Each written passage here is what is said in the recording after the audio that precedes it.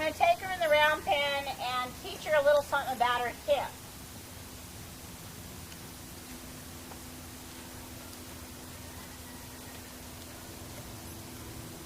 Oh, and I need another, well, I wanted to have a new lead rope on her because it's a chintzy strap, but if I put a new one on her today, the snap is going to be 5 times as heavy, so I think I'll just deal with this one. I'm just going to get her used to moving with the whip and not freaking out because I have something in my hand. That should take me a minute and a half. If it takes me longer, it just means she's scared.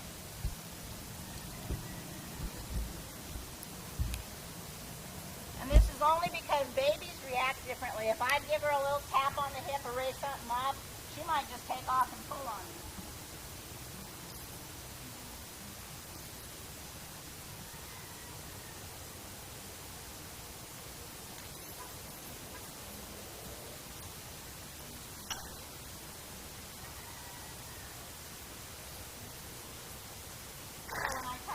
She said, I want to move, so I just kept it on her until she stopped.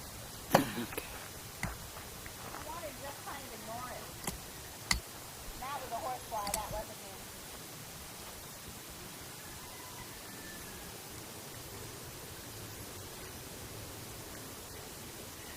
Two weeks ago, if I took a shedding blade and tried to scratch this horse, she didn't like it because she'd always had my fingernails instead of a shedding blade. I took her like one lesson. She was happy.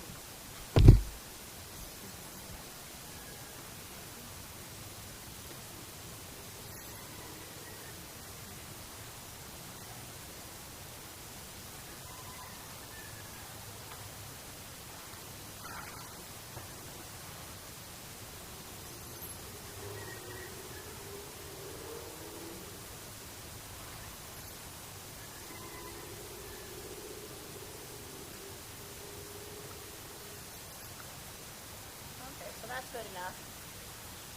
And the only reason I'm not going to play hide the hiney with her is I raised her. There's a certain amount she's going to pay attention to me just because she knows that I've never let her get away with anything. And she just licked and chewed as I walked over here.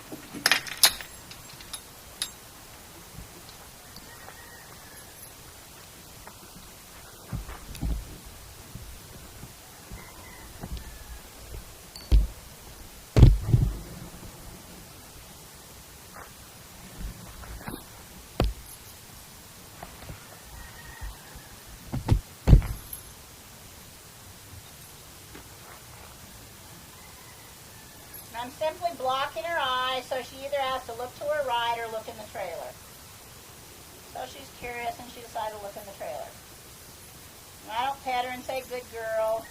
I used to do stuff like that, but then I think I distract them when I'm doing that all the time, so I just kind of leave them alone now. So as long as she's kind of checking out the trailer or looking forward, I will leave her alone. And then as soon as she says I'm bored, I'll ask her to do something.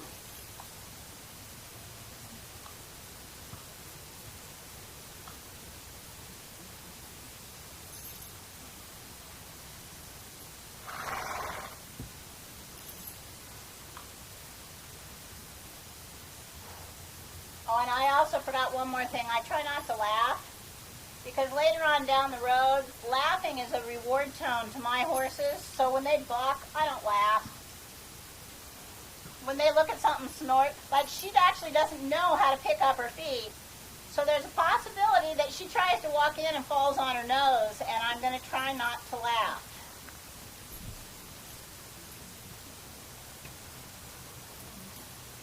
Now that was a real good effort. She bumped it with her left foot, and she lifted up her right foot. But see, until she really puts her nose down and checks it out, she's not going to know how high she has to step.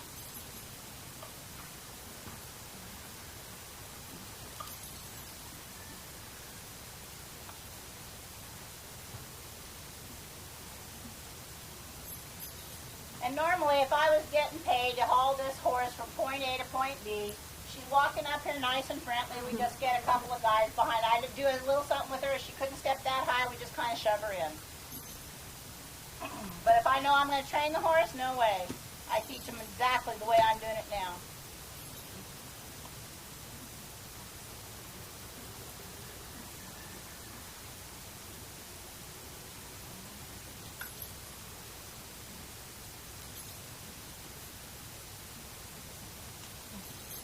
very good effort.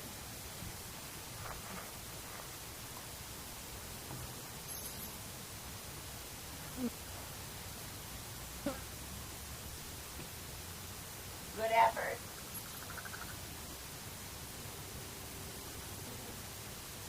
See, the difference between this horse and the last horse is this horse doesn't have a known fear of the trailer.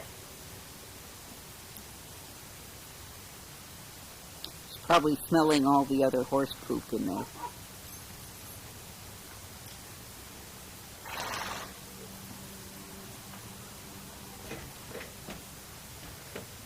Now, the reason I helped her, if you rewind that, not now, but later, you'll see that as she put her foot up, she put her toe down, and she was going to fall.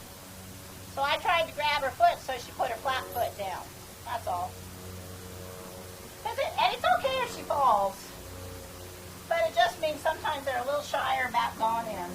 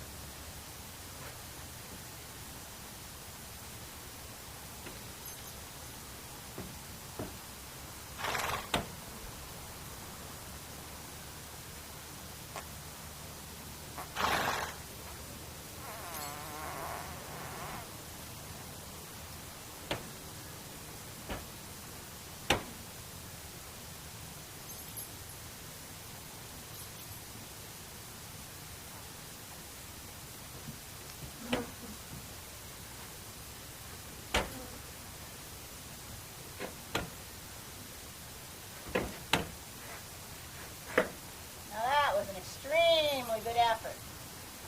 And even though she's cute, I'm going to resist the urge to love on her. So I want to tell you how I've evolved in my training. Every time a horse did something right, I was always saying, good girl, because I thought that's what I should have been doing. There's a part of me now that believes when I start doing that, I'm interfering with a lot of their thinking. And that's just, and I haven't just come up with that, it's just, so now I just quit talking.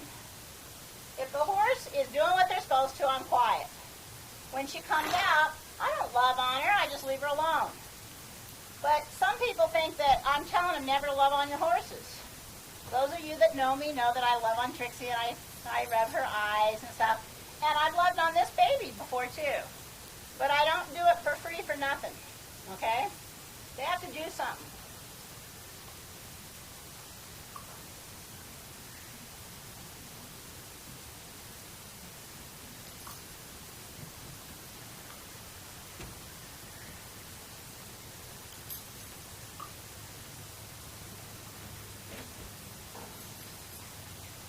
Normally she would get killed for the bite, but I'm in the middle of training something, and remember, babies do put things in their mouth, and she's not normally a biter, so I'm not going to worry about that right now, but boy, I'm going to be a lot more careful not put my arm so close to her if I have to do that again. Because I'm not going to let her get away with it twice.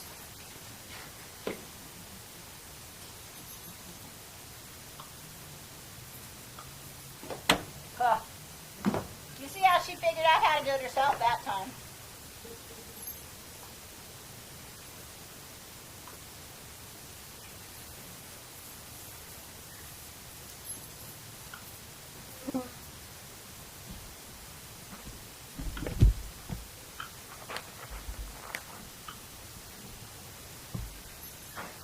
Now I'm going to start getting her so she doesn't push on my hand.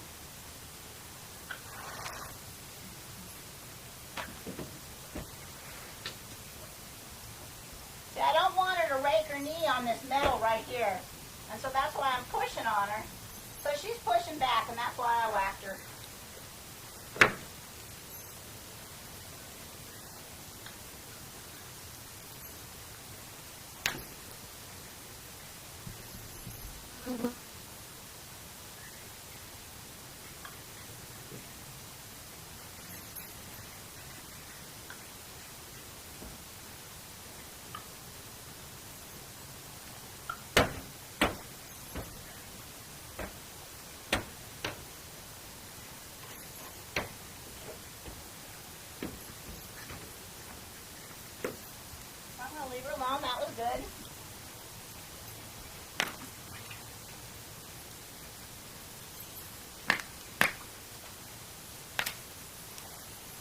am disciplining her for crowding me, not for not going in.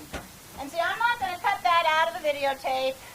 And there's going to be somebody that makes it go viral and says I'm mean. But see, if I let this horse learn to crowd me now, you know, kiss the rest of her training life goodbye. So I got after her for crowding, and she decided, okay, I'll quit crowding. So do you see how this is a happy horse? And I'm just going to let her come out. See, I just worry that a horse... Now, I'm not going to pet her because I'm happy she went in and came out. Okay? And I'm not going to close her in. Do you guys have to see me close her in? Okay, because I can. It's just I'm hot. Huh? Okay. Yeah, what? Uh-huh. See, the thing is, this is a huge step up, especially to her. I don't think it's too high. I would rather have this step up than my ramp trailer, okay? But she didn't know how to put her feet that tall. There is no way on this lesson I'm going to have her back out and fall 1.5 feet when it's hard, when she doesn't realize it's such a big step. Now, if that horse had turned around, I would have let him come out front first, and then I would have put him back in. Because, see, I don't like a horse to have to turn around front first because it messes you up if you got a 4-horse slant load and one of the horses has to come out front first. So what I do is when I'm training them, they can turn around and come out front first, but then I train them not to do that. But see, if in the first time, if I teach them that they have to do everything exactly like this, they're going to start hating that trailer because I'm just too mean. Let me put her in there one more time just because she's doing pretty good and I don't get a chance to do this much.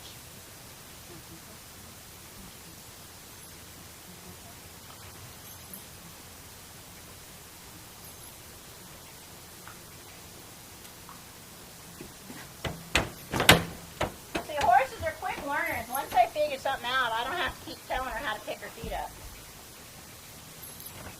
So if this was a lower step up, if it was a trailer she couldn't turn around in, of course, I would have her back out. Does that answer your question? And if I want her to learn to back out, I'll probably wait till she's a little bit bigger just because I don't mind if she turns around. But if I had a straight load where she had to back out, I'd just teach her now. It's not a big deal. And if that horse had done it, the other horse, I would have tried to prevent it. Remember when he's turning his head and I kept going doink, doink? That's when I was telling him not to turn around. But if he had to turn around, I would have been happy to let him come out and then turn around and get back in. You see? I wouldn't be mad that he's coming out. But boy, I'd be urging, get back in the trailer, the ground's hot. You know, not in a mean way. You're doing very good. Okay, let's all clap. She's going to have to get used to that. She's probably going to be shown. Are you ready? Okay, come on. And get out of the way so you don't get jumped on. Let her figure it out. Do not pull on the head. Okay. Don't you love it when all the horses talk to the babies like they're all the mothers?